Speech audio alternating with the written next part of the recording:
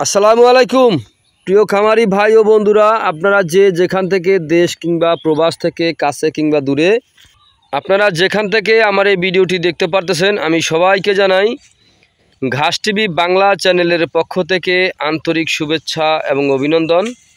এই যে আমার সামনে যে ঘাসটা আপনারা দেখতে পারতেছেন, এই ঘাসটার নাম হচ্ছে ইন্দোনেশিয়ান স্মার্ট নেপিয়ার ঘাস। ইন্দোনেশিয়ান স্মার্ট নেপিয়ার ঘাস বর্তমান বাজারে বাংলাদেশের সেরা ঘাস।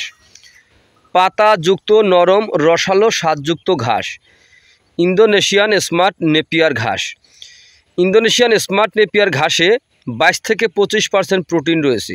এই ঘাস গরু ছাগলকে খাওয়াতে কোনো প্রকার মেশিনের প্রয়োজন হয় না, গোড়া থেকে কেটে দিলে সম্পূর্ণরূপে ঘাসটা খেয়ে থাকে। পাতাযুক্ত নরম রসালো স্বাদযুক্ত ঘাস ইন্দোনেশিয়ান স্মার্ট নেপিয়ার ঘাস।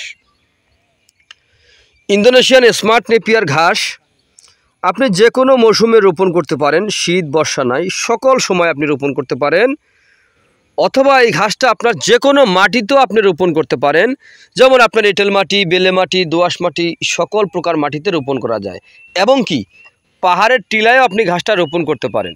তো প্রিয় ভাই ও বন্ধুরা, আপনারা এই ঘাসটা যদি চাষ করতে চান, যেমন এই যে দেখেন আমরা এখানে কিন্তু পানি আটকিয়ে থাকে, এই বিধায় আমরা এখানে কিন্তু বেডের মতো তৈরি করেছি। দেখেন বেডের মতো তৈরি করে তারপরে আমরা ঘাসটা রোপণ করেছি, যাতে পানি যে গোড়া সবসময় না থাকে, পানির একটু উপরে থাকলেই ঘাসটা কিন্তু আর নষ্ট হয় না। ওই যে দেখতে পাচ্ছেন আমরা কিন্তু এখানে কাটিংয়ের জন্য কিন্তু ঘাসগুলো কাটা হচ্ছে। ওটা একটা লালচে বর্ণের দেখা যাচ্ছে, এর কারণ হচ্ছে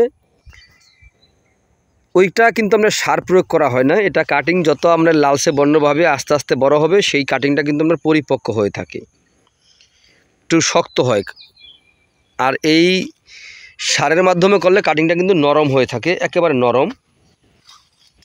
ওই কাটিংটা কিন্তু আপনার বৃষ্টি একটু বেশি হলে আপনার নষ্ট হয়ে যাওয়ার সম্ভাবনা বেশি থাকে। তো প্রিয় ভাই ও বন্ধুরা, আপনারা যে যেখান থেকে আমার এই ভিডিওটি দেখতে পারতেছেন, যদি আপনাদের কাছে আমার এই ভিডিওটি ভালো লেগে থাকে তাহলে আমার চ্যানেলটিকে সাবস্ক্রাইব করবেন, বেশি বেশি করে শেয়ার করবেন।